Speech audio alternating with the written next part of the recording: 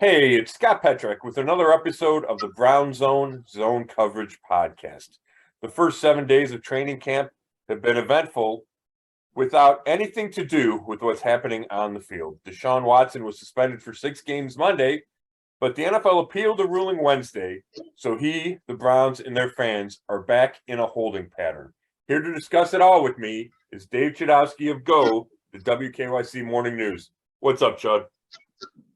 Scott, here we are. I think we kind of thought we would be in a spot like this, and I keep saying, I've said this to like 3 or 4 people this week, and they either laugh or they say, man, that's spot on. But the Browns just can't get out of their own way. Yeah. They really, the Haslams brought this on themselves, right? And I'm blaming the Haslams, maybe Andrew Berry, maybe Paul DePodesta, maybe Kevin Stefanski. Play a part in this. It's always felt like an ownership-driven thing to me, and it's certainly ownership-approved, right? They're the ones who said, yes, let's pay the $230 million guaranteed to Deshaun Watson. And who knows, right? I mean, maybe at some point Deshaun Watson wins a Super Bowl and the Browns will at least think it's worth it. But we are now almost 5 months into this since the trade on March 18th, and it's been nothing but a headache for the Browns, and it doesn't look like that's going to end anytime soon. Do you think that they knew this was coming? Do you think that they felt pretty comfortable when they, signed him, that they got him, they made the trade for him? I'm sorry. Do you feel that they thought, you know what, we think it's going to be 6 to 8 games, and that's where we kind of lie? Or do you think, were they ever sitting there going, hey, what if it is a year or more? Like, what do we do then? Do you think that was ever a plan? That's a great question. I know that they did not expect a long suspension. They were confident that it would be, I think, 6 games at the high end is what the expectation is when they made the trade. And then we've talked about it, right? Then more cases happen. New York Times reports happen. HBO Real Sports happens. And the growing sentiment is, okay, this suspension could get longer. Now, I don't know when the Browns started thinking that it could be longer. You know what I mean? I don't know if on March 17th before they make the trade, March 18th when they do make the trade, you would think that in the back of their head was the reality of, yes, this could be a whole year. But I know that they were not planning for it to be a whole year. But, when Andrew Berry, he talked about getting that 5th year on the contract, on the fully guaranteed contract. And part of that was because with the expectation that Deshaun Watson was going to miss at least part of this season. So, I don't know how much time they spent thinking, oh, we'll be okay, or we can live with a full year suspension.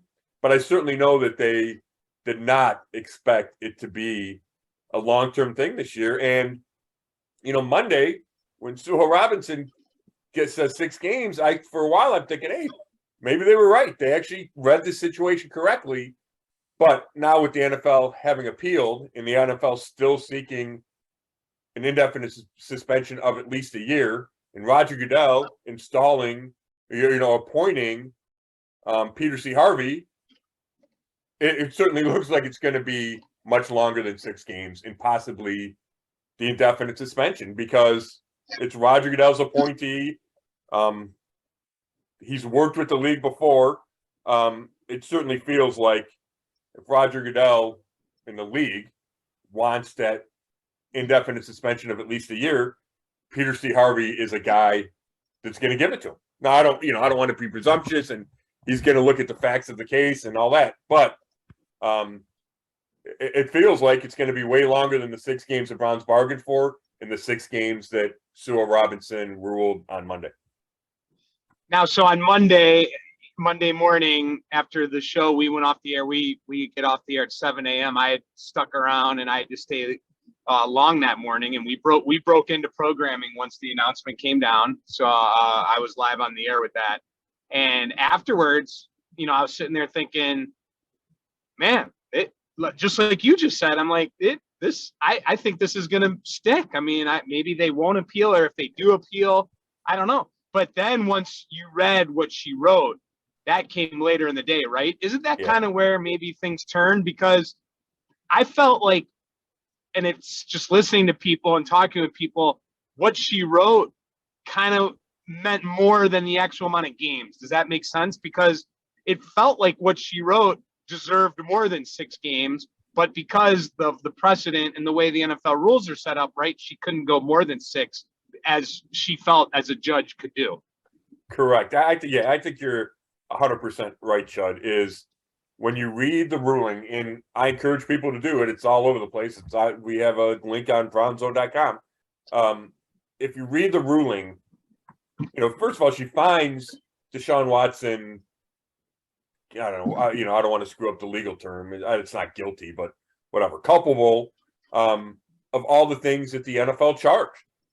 The NFL's definition of sexual assault, endangering the well-being of someone, and making the NFL look bad. Obviously, that's not the jargon, but that's the gist of it. Violating and that he wasn't remorseful or something, correct, right? Or didn't.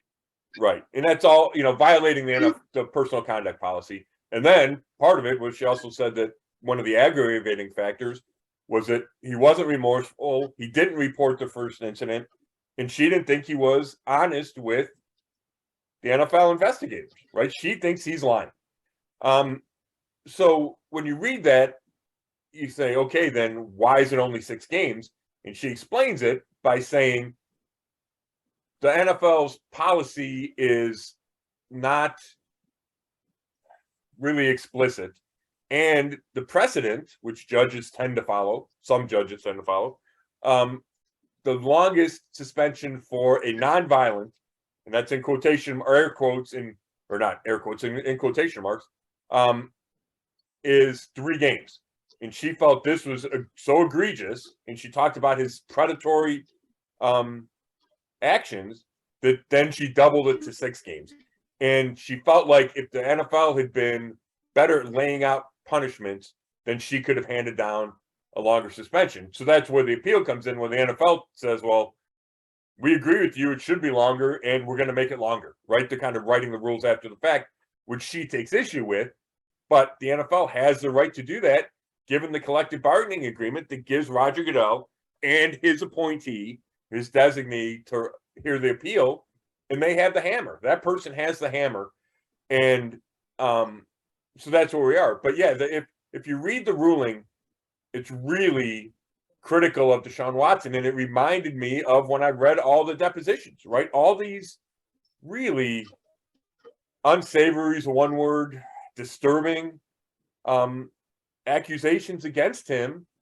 And, she found him, for lack of a better word, responsible for these violations. And once you do that, then it opens the door for the NFL to make the suspension longer on the appeal. I think you answered some of it already, but for people listening, I've heard this question multiple times this week. Simply people asking, well, why was Sue L. Robinson involved? Yeah. Why did they have her in this at all? If the NFL and her decision isn't going to be the final decision, why waste your time? Why have that happen?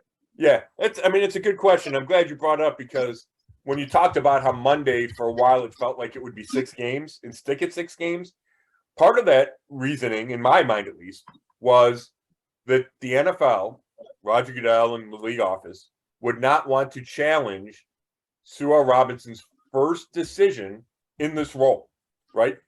In 2020, new CBA comes out. The NFLPA bargains for the addition of an independent disciplinary officer.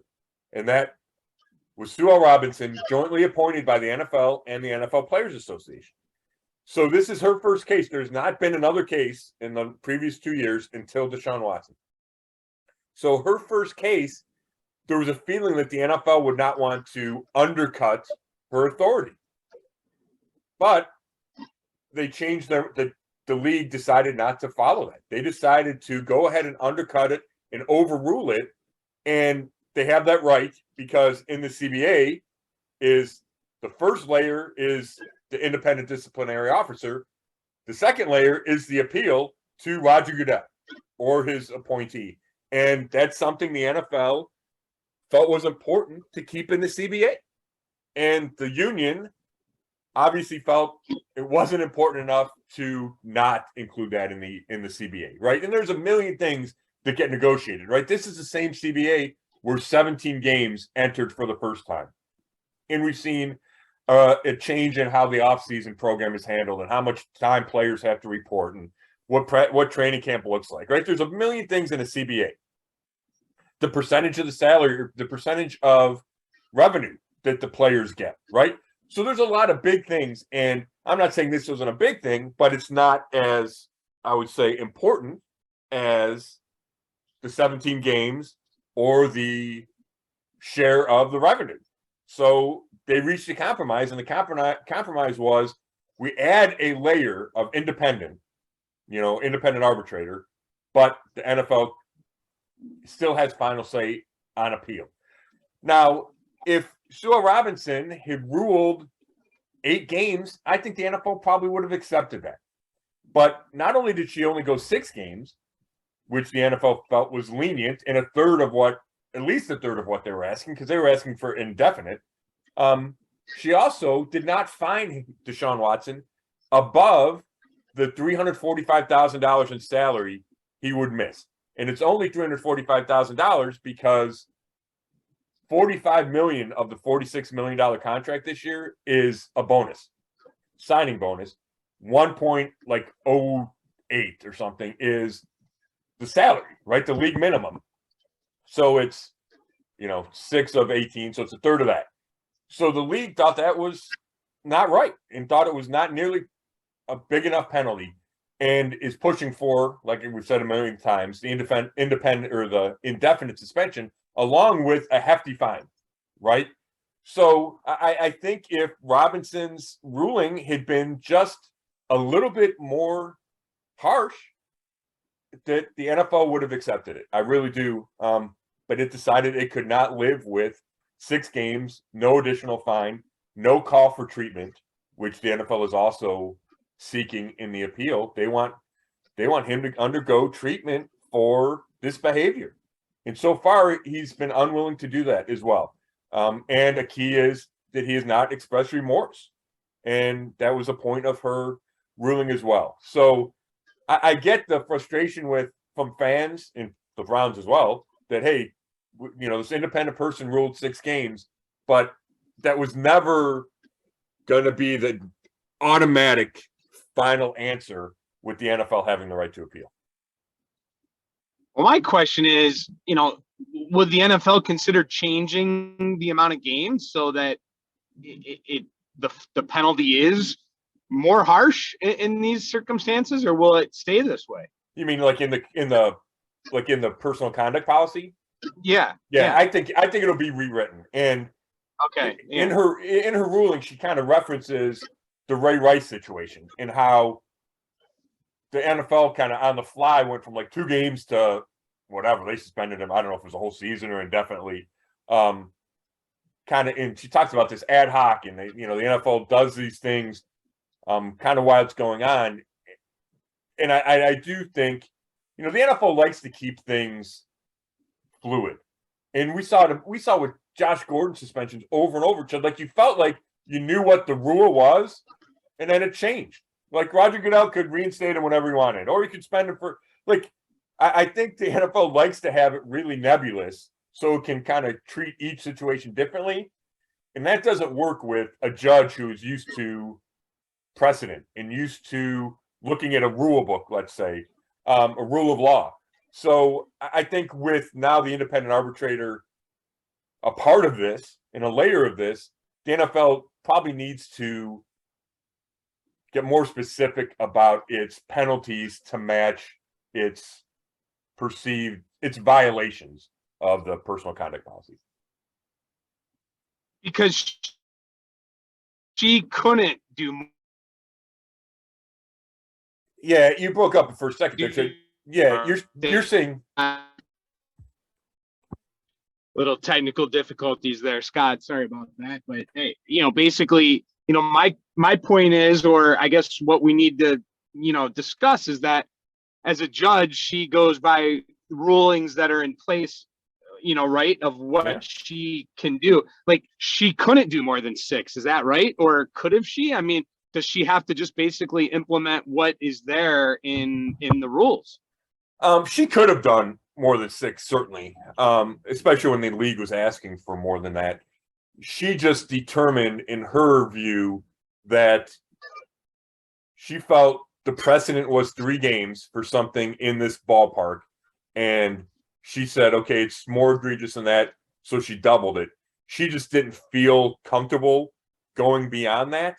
I think a little bit of it, Chud, because, like I said, and you said it too, you read the ruling, and it feels like she wanted to be way harsher. I felt like she kind of split the baby a little bit with the ruling, and I also feel like she left the door open, perhaps intentionally, for the league to appeal and then have success on its appeal.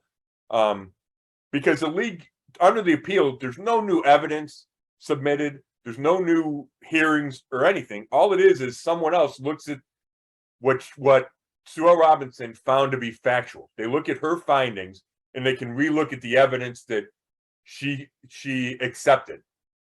So if you do that and you look at it with a fresh set of eyes, I don't think it's any leap to say, well, yeah, then he deserves more, right? Given how she wrote her appeal, or how she wrote her decision, how she came out and said, yes, he violated A, B, and C. So I think she was trying to be careful in her punishment, but at the same time left the door wide open for the NFL to make it longer if it wanted to. So now, how much longer do you think we're going to have to wait before we finally have resolution on this? Yeah, I don't think it's a ton longer. Of course, the rule, the CBA just says expedited appeal, right? So that doesn't, there's not a whole lot of clarity there either, right? I would think next week. I don't think the NFL wants to drag this out any longer than it has to.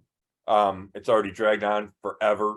We do know that when we talk about the NFL calendar, Sue Robinson didn't seem to care about the calendar, right? The ruling came well into training camp. But the preseason starts next week, right? I don't think the NFL wants, if it can help it, Deshaun Watson to be on the field in Jacksonville. Now, if he's suspended for a whole season, then I think he leaves the team, right? I think that would be the decision of the NFL is, okay, it's an indefinite suspension.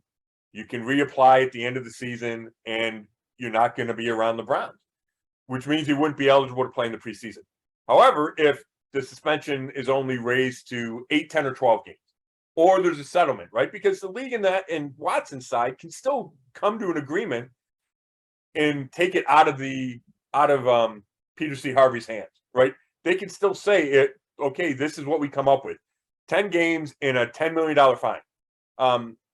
If that's the case, and if it's less than a full year suspension, then I think Watson will remain with the team through the preseason. He could possibly play Friday in Jacksonville. So there is some urgency for a decision to be made. And that's why I would expect at some point next week.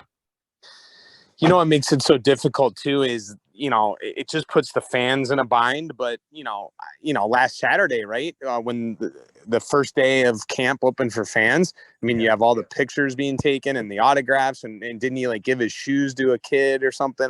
It's crazy because when I see stuff like that, I just think, boy, if, he takes them to the playoffs and the Super Bowl, you just wonder how much of this will even be brought up again. It'll be like, I don't want to say it will be forgotten, but it's just such a weird thing to wrap your head around, isn't it? It really is. And things fade over time, right? You see it in a whole lot of instances where people do stuff and then it fades, and you don't have to look beyond Ben Roethlisberger, right? Ray Lewis in Baltimore. I know these things are examples that the fans throw out as quickly as they can. And I understand it. It doesn't mean it's apples to apples. It doesn't mean right. It doesn't mean 2 wrongs make it right, and I think there's a lot of false comparisons out there. And I understand fans. I do. And they want their team to be good, and they want their quarterback to play.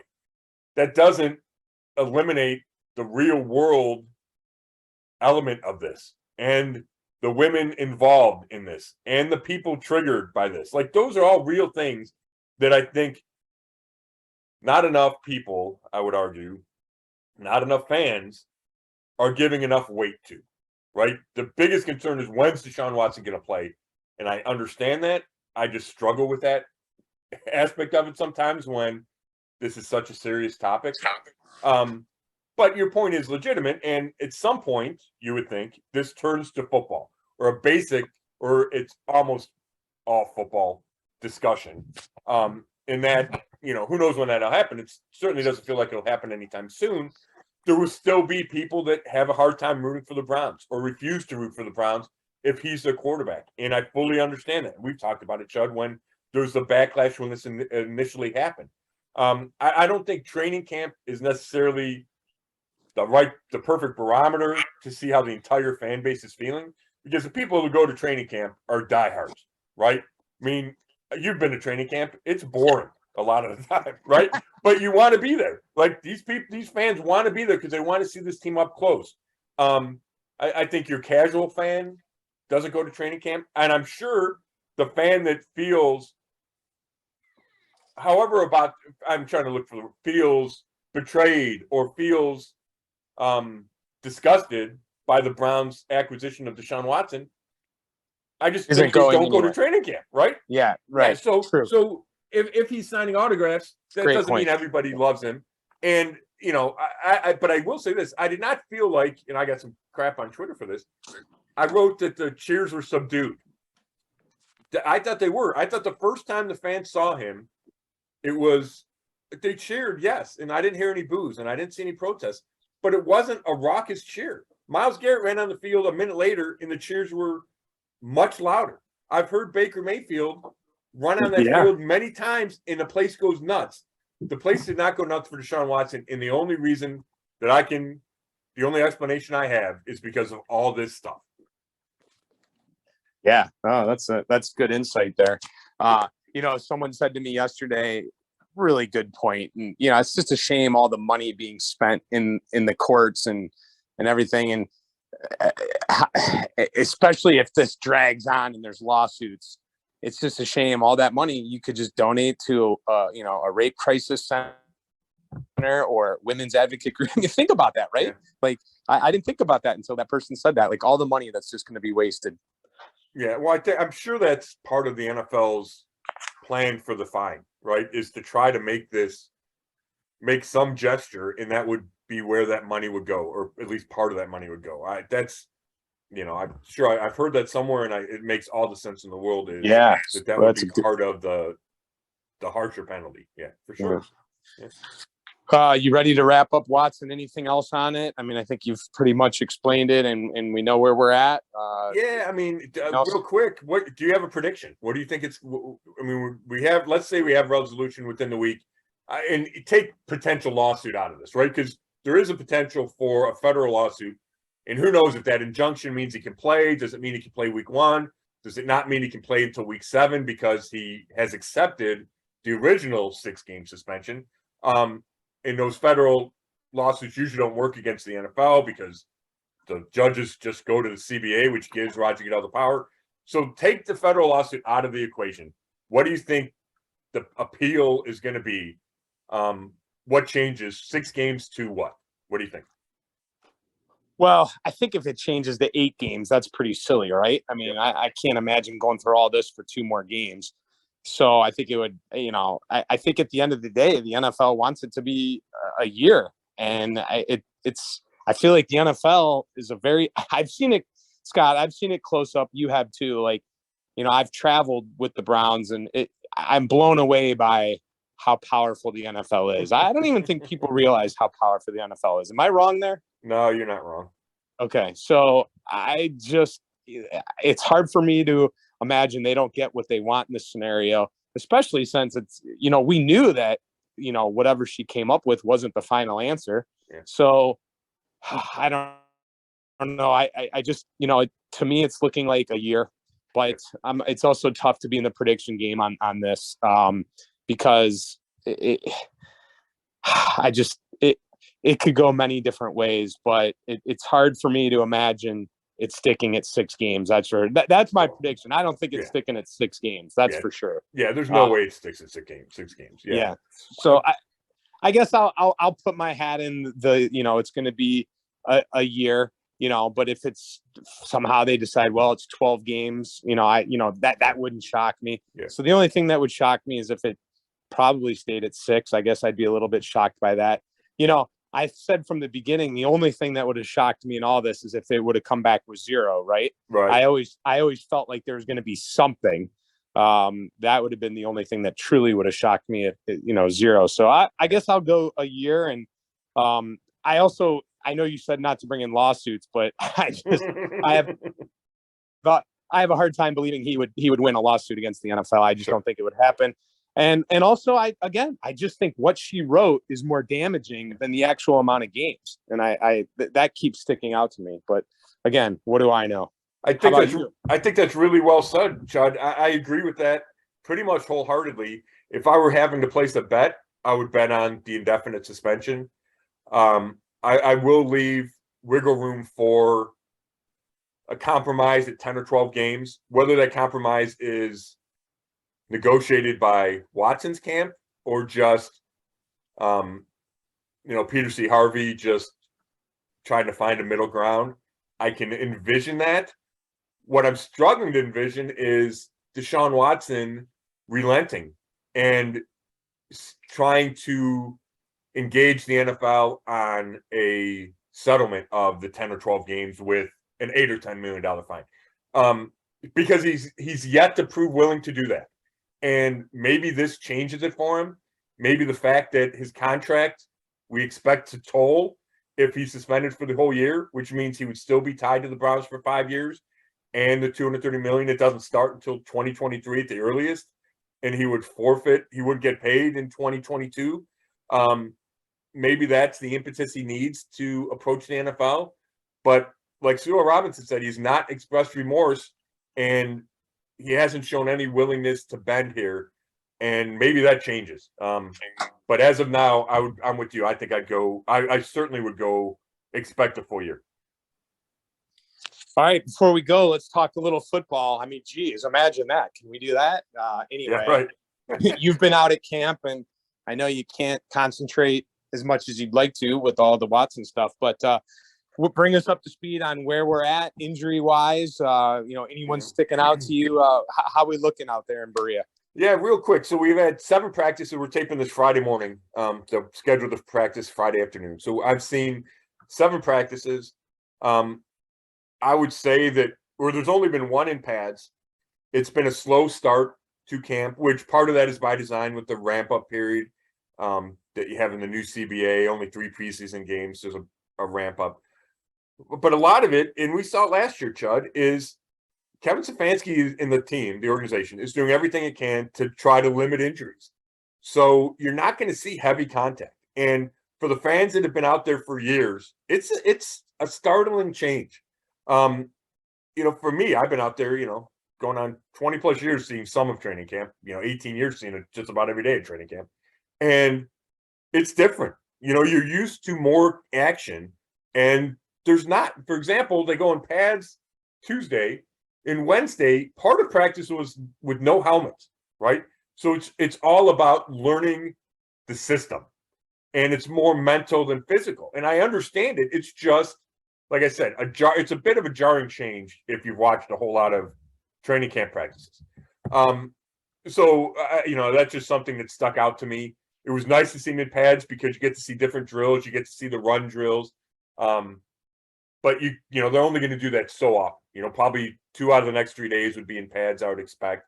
And then they'll tailor it down until they go to Jacksonville, and they'll ramp up again the week after when they host at the Eagles for those joint practices. Speaking of injuries, receiver is where a lot of the focus has been, and rightly so. Amari Cooper luckily only missed 1 day after he turned an ankle. He was back practicing Wednesday, which was a good sign. Have yet to see David Bell practice. He's got the foot injury. Or Anthony Schwartz on the 2nd day of training camp pulls up with a knee injury, and he's yet to practice since then. And those are guys that the Browns are counting on to be the 3 and 4 receivers. So instead, you have guys like Jakeem Grant Sr., the returner, who's playing a bunch of receiver. Michael Woods, the second, the 6th-round rookie, is getting a lot of time with the first team. Dimitri Felton, who, to me, entered camp on the bubble, is getting a lot of time with the first team receivers. So some of those guys are taking advantage. I feel like Michael Woods has played pretty well. I think Jakeem Grant is making a case that he can have a bigger role than just a returner, that he can have an impact on offense and not just be a gadget guy. He's gotten open several times, including down the field, deep down the field. He made a nice catch of a Watson bullet over the middle a couple practices ago. So that stands out to me.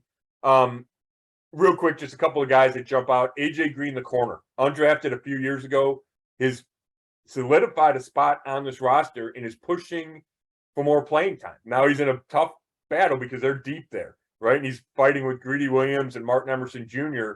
to be like that third, fourth corner. But he makes a play just about every day. And then Jerome Ford, the rookie running back, he looks like a football player. I mean, right, these guys are all football players, right? But he's got the size. He's got the burst. He's shown up. He dropped the pass the other day, but he has shown up. He's made catches.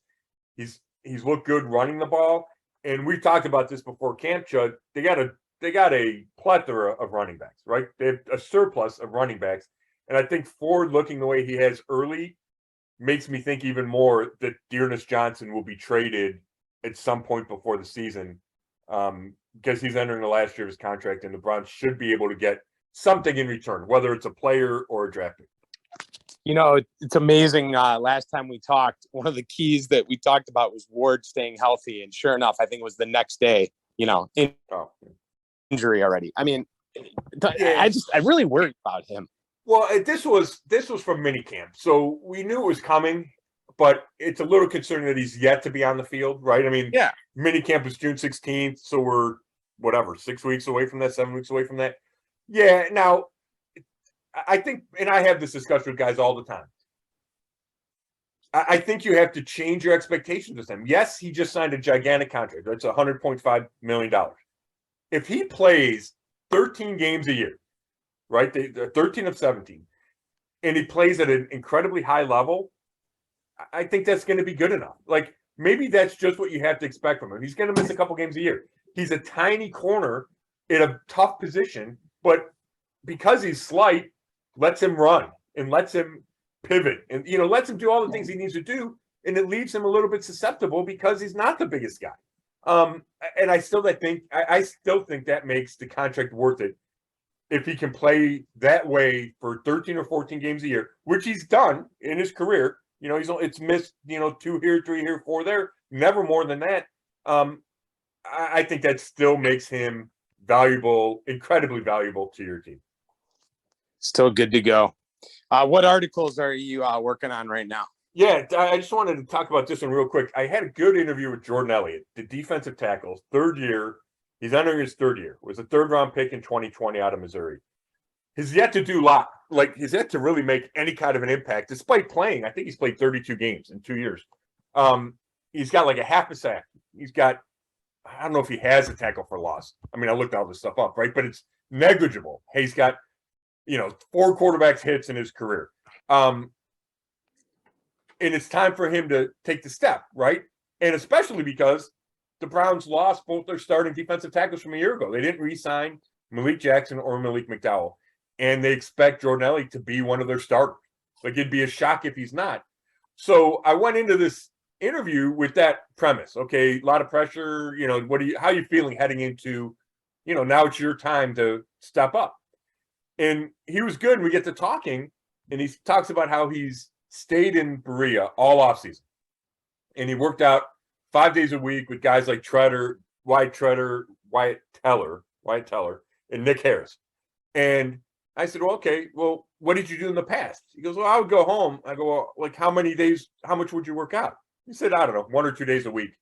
And I was floored, right? Because we see these guys all off season, right? You watch Instagram, and these guys are in the gym. Nick Chubb is squatting 650 pounds. And Elliott's like, yeah, I was working out a day or two. I was like, well, why? So he gets into how he just didn't have the focus and the commitment that was necessary And something clicked for him after last season. And he realized, first of all, he needs to take a jump heading into year 3. Second of all, he looked at his stats and was like, I just haven't lived up to who I can be. And something needed to change. And for him, that was dedicating himself to working out throughout the offseason. And he bulked up to 325 pounds. The coaches say he still moves like he's 280. You can't tell a whole lot early in training camp. Like I said, they've only been pads one day, but the coaches were really impressed by him in the offseason. And I was impressed by his honesty in this interview he had. And I don't want to give it all away because I want people to read it at Brown Zone, and I'm hoping to post it today. But I asked him, so I go, well, okay, if you're not working out in the offseason, I said, what are you doing? Are you playing video games? Are you partying? He goes, well, I wasn't partying, but he said he was just BSing, and he said the word, right? Like he was just messing around. And I get it, right? You're 23 years old and you got all this time to yourself, but it just struck me as like a real truthful answer, and a guy that's realized and is self-aware enough that that's not going to cut it anymore. And the Browns are expecting more from him. He's expecting more from himself. So, I encourage everybody to read it once I finally post it, because I thought it was very interesting. Yeah, that should be a good article. Look forward to that for sure. And I wish we had more time to talk football, but we'll do that next week. And I'm sure we'll talk much more Watson next week. But as we call my morning show, Scott, I got to go. I hear you, Chud. Yeah, we'll have plenty to talk about, right? Because then we got to talk about the changed expectations, right? If things change, if Deshaun Watson's going to miss all or most of the season, do they add a quarterback, right? We got plenty to talk about. We will have plenty to talk about.